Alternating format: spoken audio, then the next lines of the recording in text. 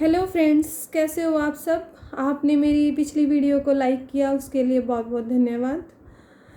आज हम ऐसे टॉपिक पे बात करेंगे जो सभी के लिए है, सभी माँओं के लिए भी, बहनों के लिए भी, सभी महिलाओं के लिए। तो आज का टॉपिक है मायका।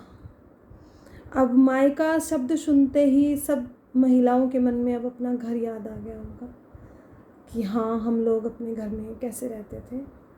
तो आज मैं एक कहानी के माध्यम से आपको रूबरू कराऊंगी कि मायका होता क्या है, एक लड़की के लिए मायके की क्या महत्व है। एक लड़की की शादी होती है, उसकी शादी होने के बाद वो ससुराल चली जाती है, लेकिन वो अपनी रूह को अपनी कमरे की अलमारी में छोड़ जाती है। ससुराल में जाने के बाद पग फेरे पे वापस आती है। घर में घुसते ही माँ बाबा बहुत प्यार करते हैं, लेकिन उसका मन अपने कमरे में लगा रहता है और वो दौड़ के जाती है और अलमारी खोलती है, और अलमारी खोलते हुए देखती है कि उसकी रूह वहाँ बैठी होती है। और वो उसको बोलती है कि देखा, तुम्हारे कितने मज़े हैं, तुम माँ बाबा के पास रह रही हो, तुम्हें पापा का प्यार मिल रहा है, तुम्हें भाई का प्यार मिल रहा है। और वो खुश होकर कहती है कि हाँ, मैं मज़े से हूँ, मैं यहाँ बहुत खुश हूँ।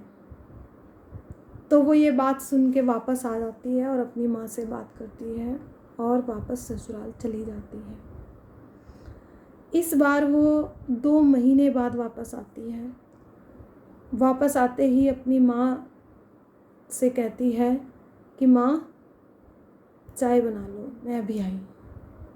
और उस दौड़ती हुई अपने कमरे में जाती है और अलमारी खोलती है, और अलमारी खोलते ही देखती है कि उसकी रूह वहाँ होती ही नहीं।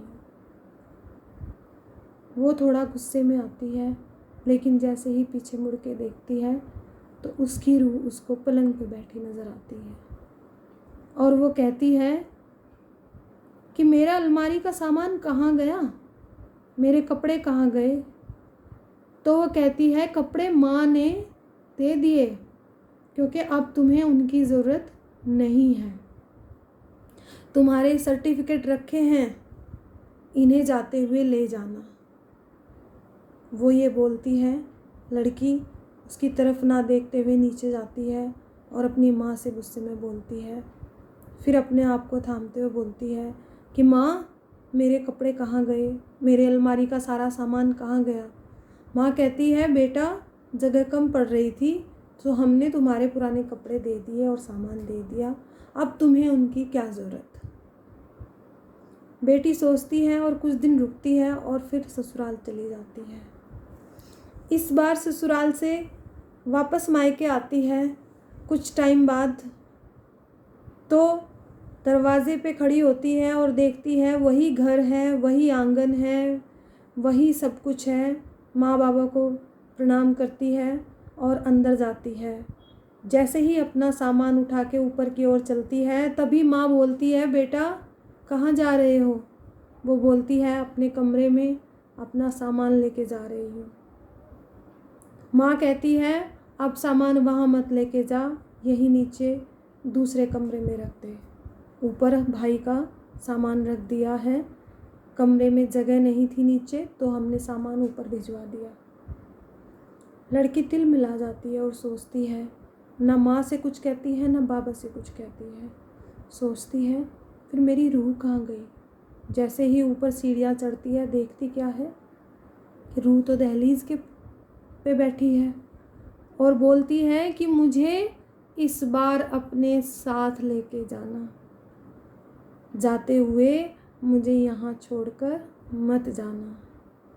और वो नीचे आती है, माँ से बात करती है और सो जाती है।